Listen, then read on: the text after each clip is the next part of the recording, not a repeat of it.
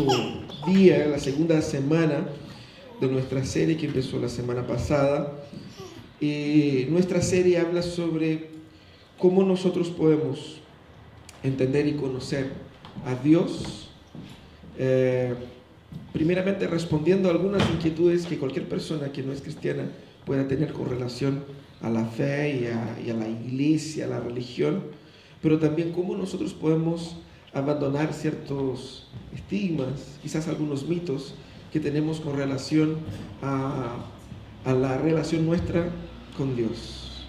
Y eso afecta no solamente a personas que no son cristianas, pero afecta también a personas que son cristianas desde hace mucho o han tenido en algún momento una experiencia cristiana o algo parecido. Así que quisiera invitar a ustedes a pensar en el tema de hoy, que habla sobre personas imperfectas.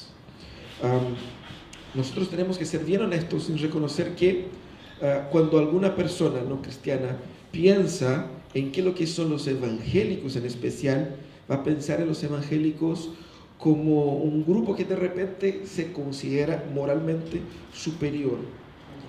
Y eso genera una barrera. Y el problema es que muchos evangélicos sí se consideran moralmente superiores. Y eso aumenta la barrera, porque la hace real. Hemos visto muchas personas que rechazan un poco o bastante al cristianismo porque en partes consideran a nosotros hipócritas, lo que en muchos casos es verdad, pero también en parte porque no se imaginan con el estilo de vida que tienen, con el pensamiento que trae, con la historia de vida que ha tenido, encajarse en un ambiente que habla de una moralidad, que habla de una forma de vivir, que habla de, para decir de una manera bien clara, de reglas. Y ese quizás sea la piedra de tope de muchas personas. Se consideran demasiado imperfectas y no están tan preocupados, imperfectas desde la perspectiva meramente superficial y moral. Y no están tan preocupadas así como que no estoy tan preocupado en cambiarme, estoy bien, ¿no? Por eso tenemos que preguntar quiénes son esas personas imperfectas. Y aquí es donde el Evangelio nos hace caer la teja y decir que, bueno, la pregunta debiera ser quiénes son los perfectos. Gente imperfecta es fácil de encontrar, ¿no? ¿Quiénes son las personas perfectas? Claramente no están dentro de las iglesias, porque podemos encontrar todo tipo de gente dentro de las iglesias. Tampoco podemos decir que están afuera. La realidad de la cosa es que no podemos entender el Evangelio llegando a todas las personas sin reconocer la imperfección que cada persona trae. Es tanto así que en el ambiente fuera del ambiente cristiano, el intento ha sido más que nada en glamorizar la imperfección. Como el fracaso es algo humano, el error es humano. Y en realidad la Biblia tampoco dice eso.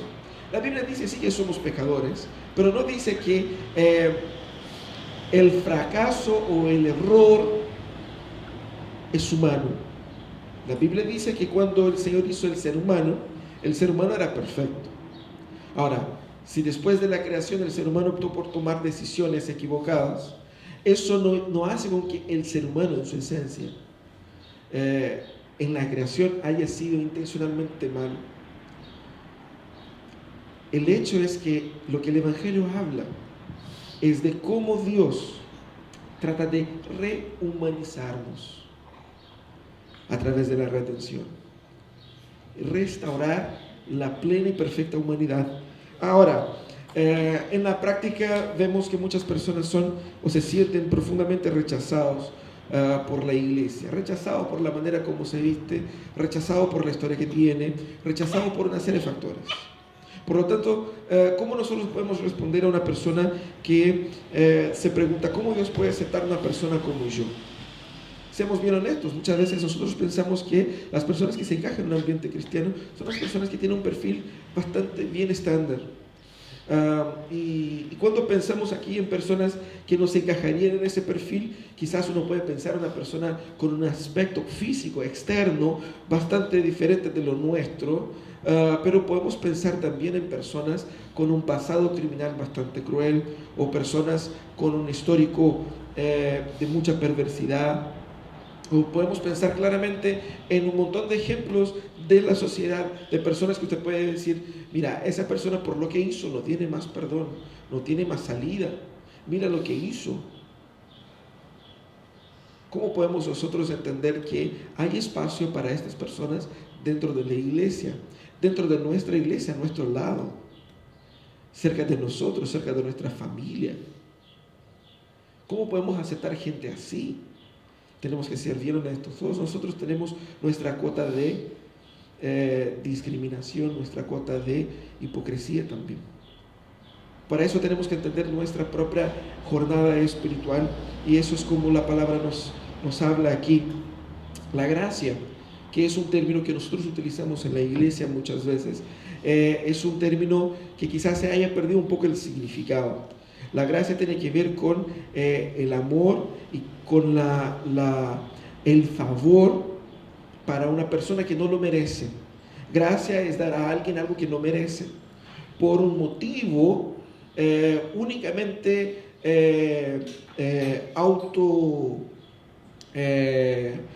autoentregado, una persona que realmente quiere servir al otro sin recibir nada en cambio, y el otro tampoco merece lo que yo le estoy haciendo.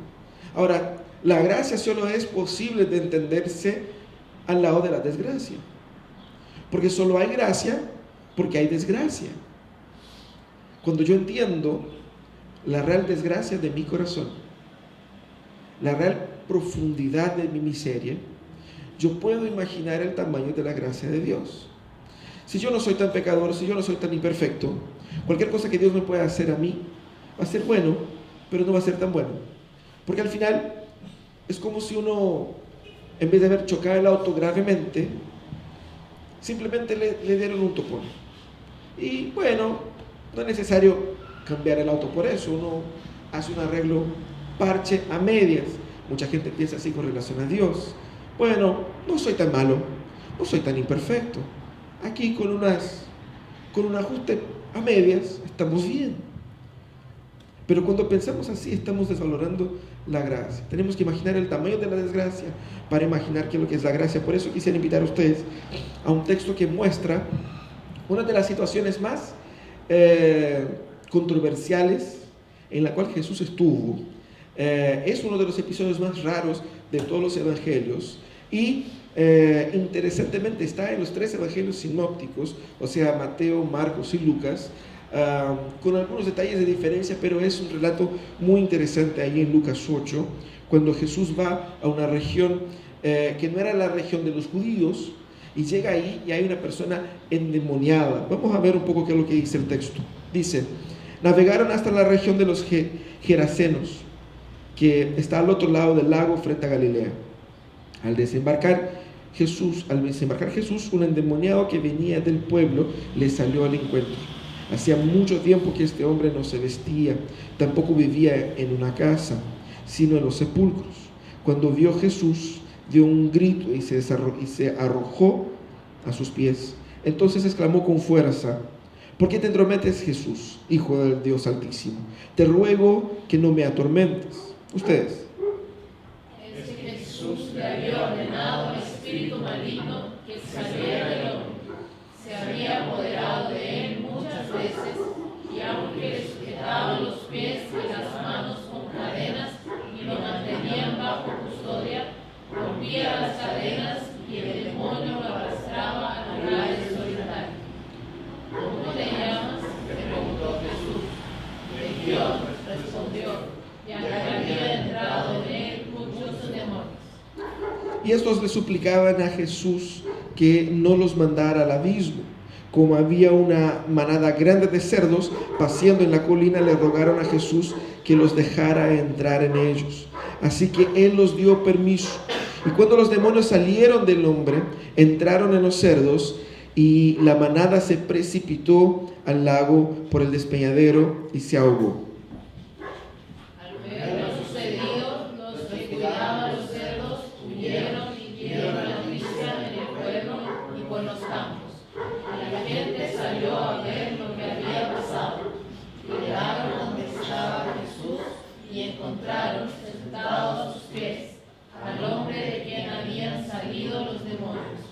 Cuando lo vieron vestido y en su sano juicio, tuvieron miedo. Los que habían presenciado estas cosas le contaron a la gente cómo el endemoniado había sido sanado. Entonces toda la gente de la región de los Gerasenos le pidió a Jesús que se fuera de allí, porque les había entrado mucho miedo. Así que él subió a la barca para irse. Ahora bien, el hombre de quien habían salido los demonios le rogaba que le permitiera acompañarlo. Pero Jesús lo despidió y dijo: vuelve a tu casa y cuenta todo lo que Dios ha hecho por ti. Así que el hombre se fue y proclamó por todo el pueblo lo mucho que Dios había hecho por él. Yo creo que es muy poco probable que hayamos escuchado predicaciones en ese texto, ¿no? Porque es un texto un tanto raro. Primeramente, Jesús va a una otra región diferente de donde se acostumbraba a ir, con gentiles. Esa gente que vivía ahí no eran judíos, y viene un hombre que estaba desde hace mucho tiempo endemoniado, con una cantidad tan grande de demonios que le hacía vivir de una manera muy aparte de la sociedad. Él vivía en los sepulcros, completamente desnudo. No vamos aquí a hacer grandes imaginaciones, pero imaginen ustedes todo lo que implica físicamente, emocionalmente, socialmente la vida de ese hombre. Yo creo que pudiéramos aquí mostrar un montón de gente que sí estaba sufriendo con una diversidad de enfermedades, de problemas, de qué sé yo, pero yo creo que de todos los evangelios, la persona que más sufrió, o sea, la persona que más necesitaba del auxilio de Jesús de una manera fuerte y poderosa, era ese hombre. Mira la miseria en la cual él vivía. Él ya no era él. Él ya no era humano en términos prácticos. Él no vivía en la sociedad. Era un peligro para la sociedad, tanto que trataban de ponerle cadenas. Era un peligro para sí mismo porque se cortaba, dice Marcos y Mateo, que él se cortaba con las piedras. Vivía desde hace mucho tiempo desnudo y vivía ahí en los sepulcros y en los lugares desiertos. Cuando pensamos en la desgracia del ser humano, tenemos que pensar en que potencialmente una persona sin Cristo puede llegar a esta situación. Parece muy radical,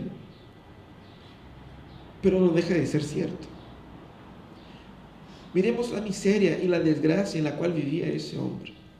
No había remedio que le sanara, no habían cadenas que le sujetaran, no había nada que pudiera sacarle de su situación. Cuando nosotros pensamos en la desgracia del ser humano en general, tenemos que recordar de la historia de este hombre. Porque quizás no hayamos llegado a este punto, pero hay paralelos, hay comparaciones. Porque de cierta manera, este hombre estaba poseído por demonios, pero aún una persona no cristiana puede ser, y si es, de hecho, esclava de sus pasiones, esclava de sus propios pecados, incapaz de librarse, así como ese hombre era incapaz de librarse de sus demonios, incapaz de librarse de una naturaleza pecaminosa. Cuando pensemos en la miseria humana, tenemos que recordar a ese hombre.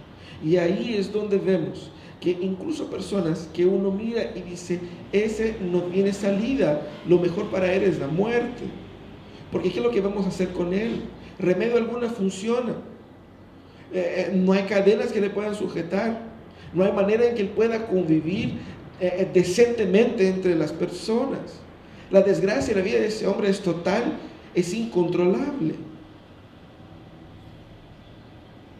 ¿Cuántas personas que quizás aún no estando endemoniadas como este hombre está, viven en situaciones análogas a esto, en la más profunda miseria, sea por la drogadicción, sea por la prostitución, sea por, ojo, no estamos hablando de gente sin plata que vive en la calle. ¿Cuánta gente con mucha plata que despilfarra su plata se echa a perder su familia? La gracia de Jesús es exactamente para personas desgraciadas, como este hombre. El punto, y eso es lo que quiero llamar la atención a ustedes, es que todos nosotros sin Cristo estamos cerca del perfil que ese hombre desarrollaba. De hecho, en ese texto hay dos perfiles de personas perdidas. Y el más perdido, el más desordenado, el más desgraciado fue el primero a ser alcanzado por la gracia de Jesús. ¿Cómo eso funciona? Jesús muestra en esa historia, en ese evento, cómo la gracia de Dios acepta personas imperfectas. Lo primero que el texto nos muestra es que la gracia acepta o acoge personas imperfectas por la accesibilidad. Fíjense ustedes que Jesús siempre había trabajado y predicado en las regiones de Galilea, donde era ahí la mayoría de los discípulos, en Judea, pasado por Samaria, pero siempre trabajando con judíos. De repente Jesús está, como dice el versículo 22, Jesús está con sus discípulos y dice, vamos para el otro lado del lago. El lago de Genesaret era un lago inmenso, tan grande, que la gente le llamaba mar de Galilea. Jesús dijo, vamos para el otro lado. Durante el trayecto, viene una gran tormenta, los discípulos estaban a punto de desesperados, pensaban que iban a morir, y Jesús estaba durmiendo. ¿Cómo? No sé, pero él estaba durmiendo, el barco se estaba a punto de hundir, y de repente los discípulos urgidos llaman a Jesús, Jesús, no te preocupes que nosotros vayamos a morir, y Jesús entonces se despierta, y hace con que se callara el mar y el viento, y todo se pone así. Termina la jornada, llegan acá. Jesús decidió cruzar. Y llega ahí, aparentemente. Lo que podemos entender es que Jesús hizo todo eso solamente para encontrarse con ese hombre. Lo que es más interesante es que muchas personas piensan, yo tengo que arreglar mi vida para ir a Dios. Pero la historia muestra exactamente lo contrario. Dios es quien nos ve a nosotros en nuestra miseria y va hacia nosotros, porque es imposible que nosotros hagamos lo contrario. Nosotros no podemos, somos incapaces, como ese hombre era incapaz de controlarse a sí mismo y mucho más de buscar a Dios. ¿Cómo podría hacerlo? La gracia acepta personas imperfectas porque la gracia va hacia ellas. Jesús va hacia aquellos que sí necesitan de Él. Nosotros tenemos la costumbre de invitar a gente, pero Jesús envía gente para que como agentes de su gracia podamos llegar a aquellos que no van a venir. ¿Por qué no van a venir? Porque no pueden. Es la gracia que se hace accesible a personas que están en una situación de profunda muerte espiritual, de profunda ceguera, de profunda limitación espiritual hacia Dios. Y es hermoso eso, porque Cristo es que fue hacia ellos. Cristo rompe la barrera de caminar solamente entre los judíos y va hacia la región esa de Gerasa o de Gadara. Hay una discusión con el nombre del local exactamente, pero hay una relación muy interesante aquí en ese texto con relación a la aceptación. Por donde pasaba, Jesús predicaba y la gente se reunía alrededor de él. Jesús va, cruza, el primero que viene hacia él es el endemoniado y que le está diciendo, suplicando, o sea, a los demonios, a que salga de ahí. No hubo una gran multitud que se acercó a Jesús, que le pidiera que sanara, que le pidiera milagros, nada de eso. Eso es interesante, ¿no? Las personas que más necesitan de Jesús, quizás no son aquellas que van hacia Jesús, son aquellas que Jesús tiene que ir hacia ellos. De hecho, al final de la historia, la gente ahí en la sociedad dice a Jesús, Jesús, por favor, vaya. Porque estamos con mucho miedo de lo que tú puedes representar. Ellos no entendieron lo que Jesús hizo. Ellos no querían entender quién era Jesús. Ellos querían simplemente estar sin esa presión de este ser que yo no sé qué es lo que hace y que nos ha hecho perder tanto dinero con los cerdos que se precipitaron ahí. Hay una relación de aceptación y rechazo aquí. Porque mientras el pueblo rechazaba, Jesús cruzó el mar y la gente lo buscaba. Vino uno que decía, por favor Jesús, anda a mi casa porque mi hija está muriendo. Y de repente viene otro y dice, Jesús, ayúdame con eso. Y Jesús todo requisitado por todos lados. Pero aquí Jesús muestra claramente que la gracia se va a manifestar hacia esas personas que quizás no vemos como encajándose en el perfil moral, social, popular de lo que es el evangélico, el canuto, qué sé yo.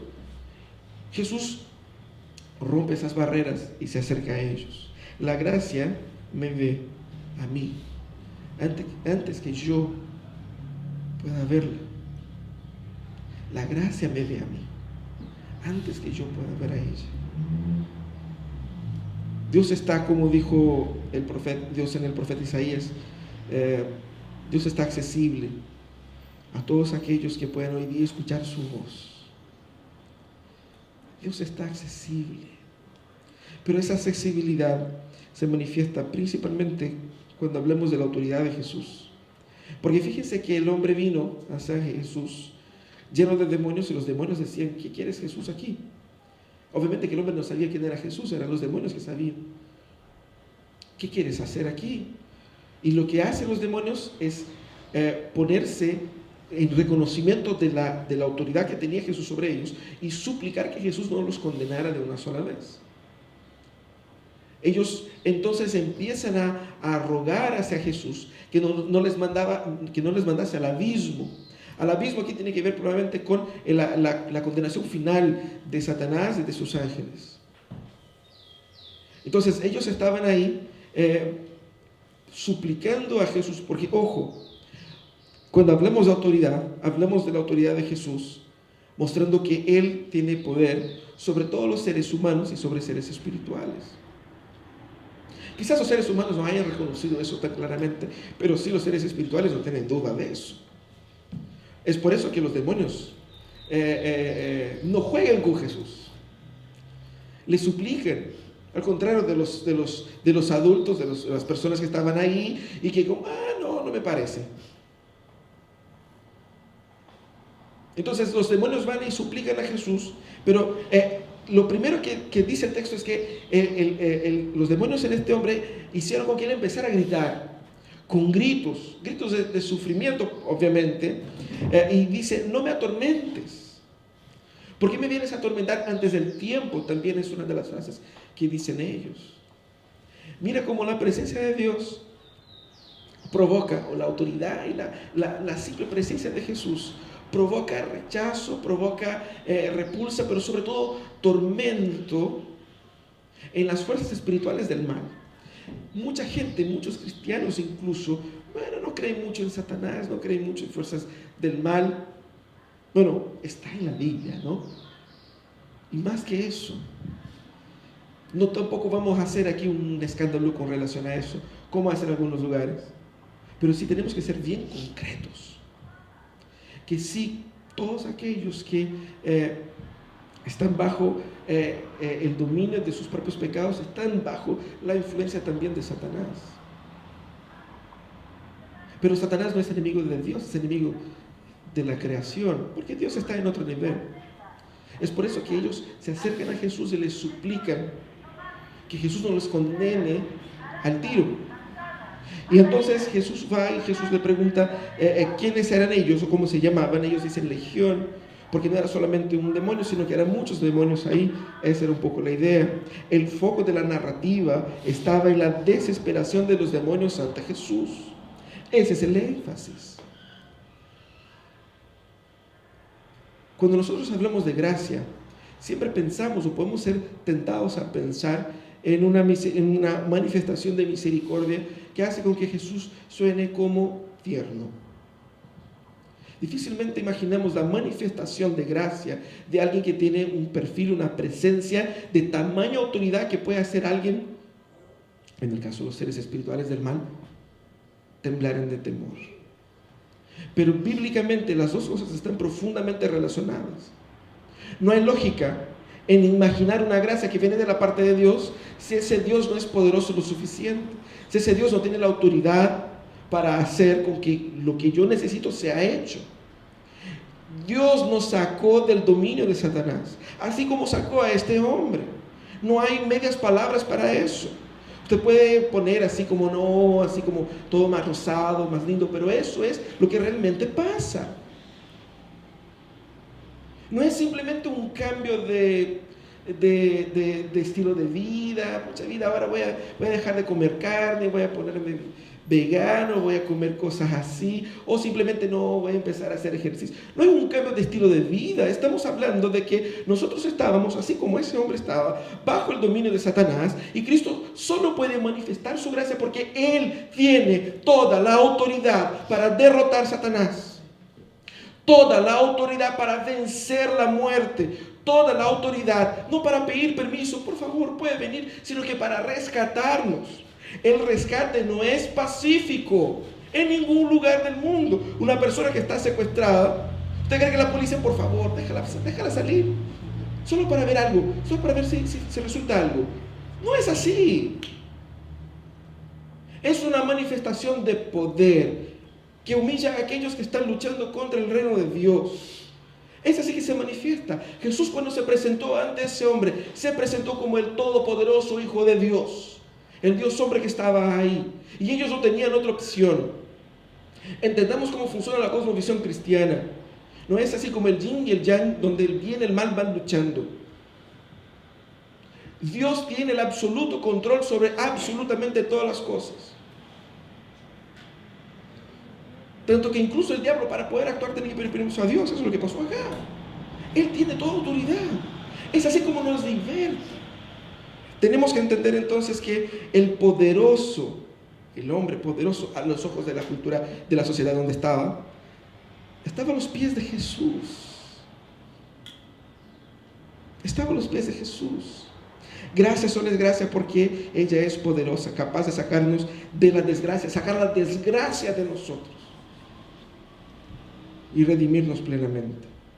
Es ahí donde se da la verdadera transformación. ¿Qué es lo que pasó con ese hombre? Los demonios pidieron que Jesús les permitiera salir e ir a los cerdos. Había un hato de cerdos ahí, y entonces ellos salieron con la autorización de Jesús y fueron a los cerdos. Y era una situación interesante.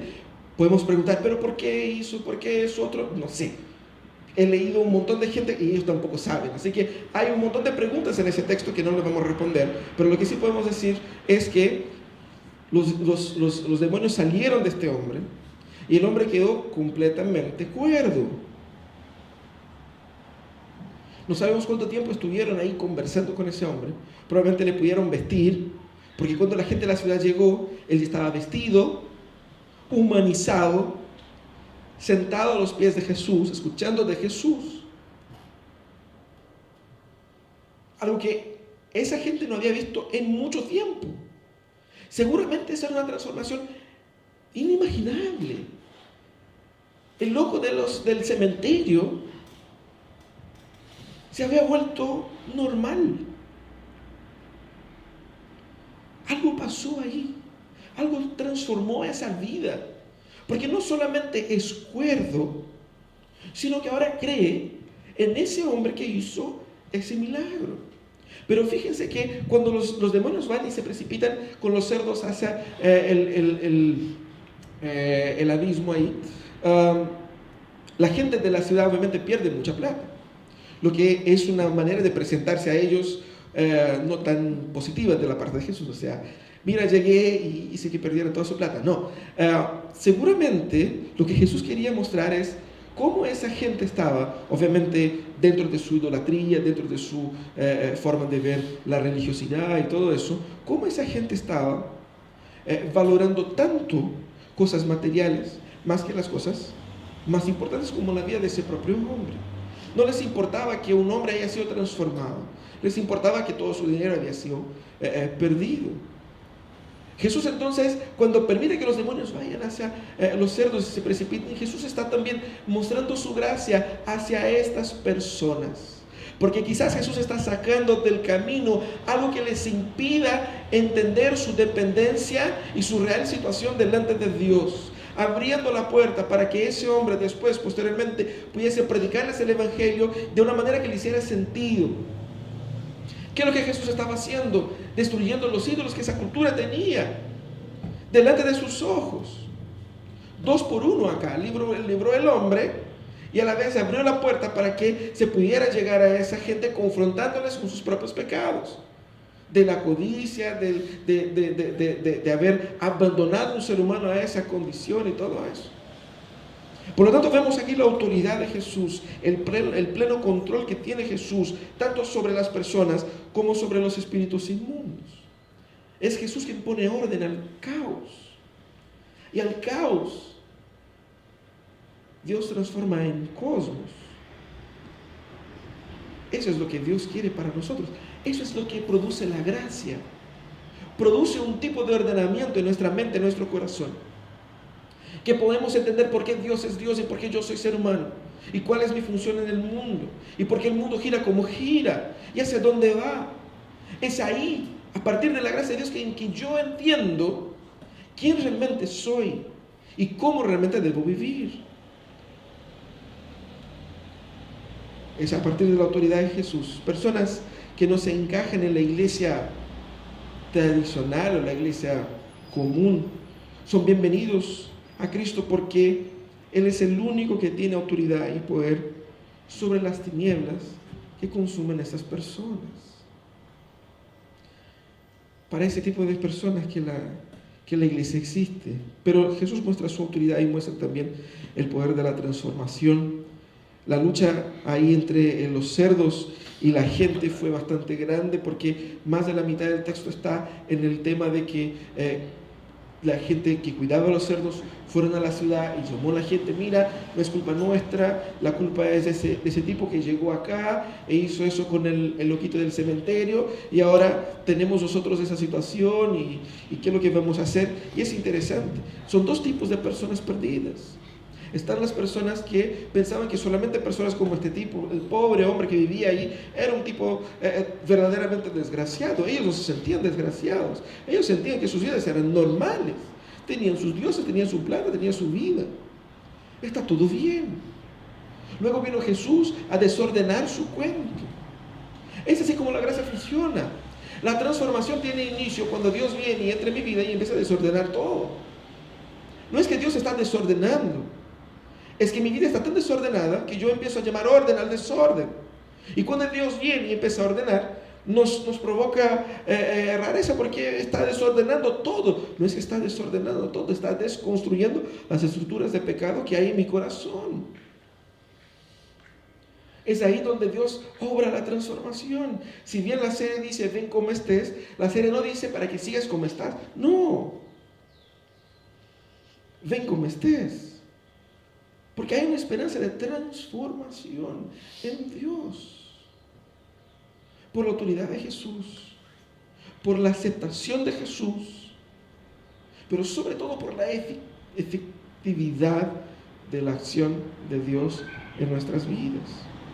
Esa gente normal fue la gente que rechazó a Jesús. Esa gente normal fue la gente que no entendió a Jesús. Esa gente que quizás no era considerado como gente imperfecta, fue la gente que no quiso a Jesús ahí.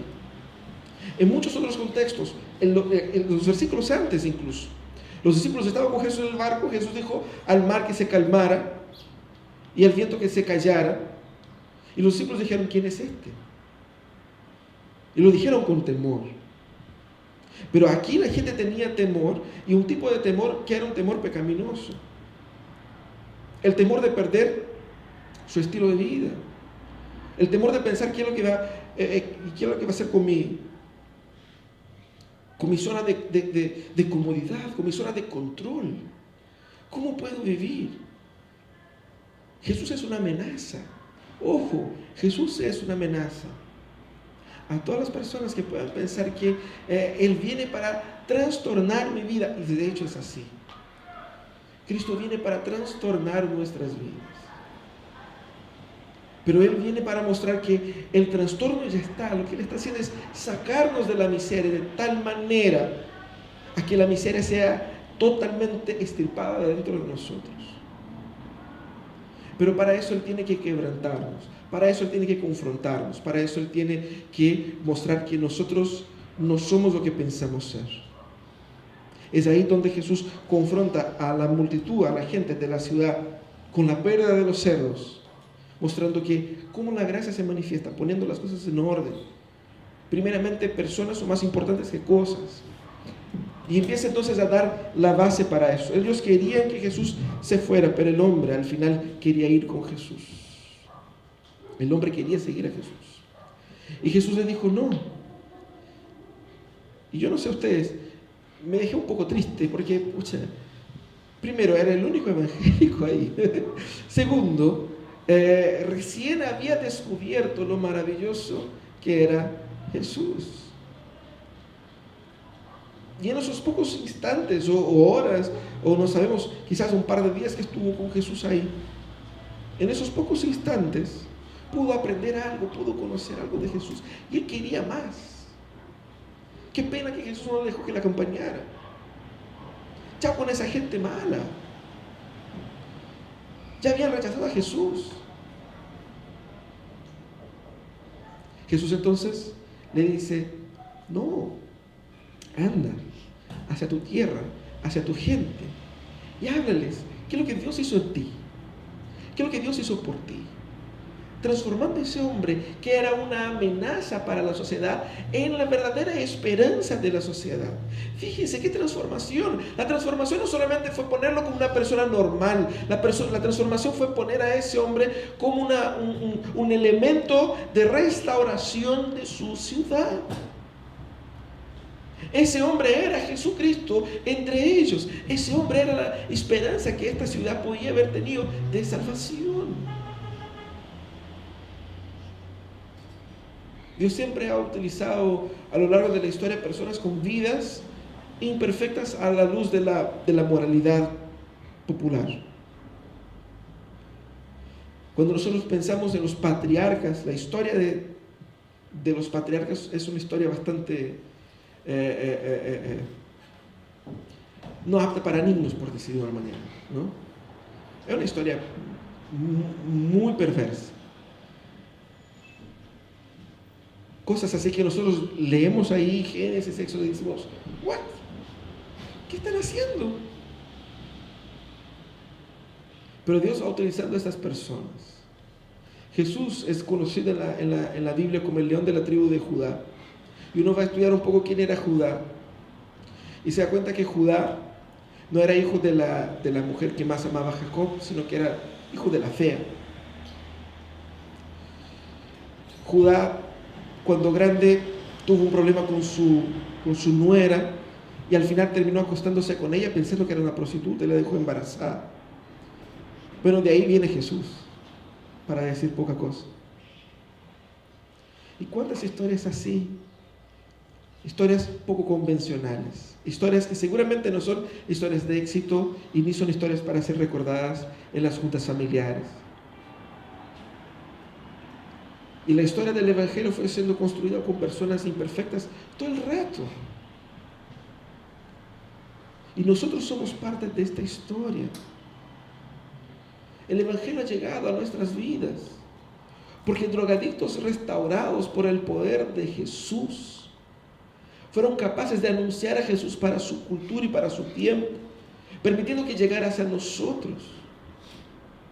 Para que ladrones, prostitutas y personas corrompidas por Satanás fuesen restauradas, transformadas y utilizadas por Dios como instrumentos de redención. Tenemos nosotros que abrir nuestros corazones para entender eso. Jesucristo está cerca de personas que no lo merecen. Él es accesible a todo tipo de gente. Sobre todo, como dice las Escrituras, los más miserables. Pero Él manifiesta su presencia con autoridad para sacar a estas personas de la miseria. Y esta autoridad Él la aplica transformando a estas personas en elementos de restauración donde están. Hay muchos evangélicos que sí pueden decir que, bueno, Dios está conmigo, yo lo amo, yo lo sigo, que pueden decir un poco de la autoridad de Jesús en cuanto a la obediencia, ahí nomás porque algunos son medio desobedientes, pero muy pocos pueden decir que yo soy instrumento de transformación para mi sociedad, para mi familia, para mi cultura. Yo soy quizás la esperanza de conversión de las personas con las cuales convivo. El Evangelio y la gracia te pone ahí. También debemos tener esta mirada. Cristo entonces nos da, en el medio de nuestras historias reales, una real transformación. En El Señor de los Anillos, Tolkien utiliza esa expresión bien interesante. Debemos encarar el hecho de que el poder del mal en el mundo no es finalmente resistible por las fuerzas, por las criaturas encarnadas. No obstante, el autor de la historia no es uno de nosotros. Aquí una débil referencia quizás a Dios. Sí somos susceptibles a la miseria, pero hay un poder por encima de estos poderes, el poder del autor de la historia, que no es como nosotros. Y Él nos llama. ¿Cómo estamos? Quisiera que nosotros tengamos un tiempo de reflexión. Vamos a orar, vamos a cantar.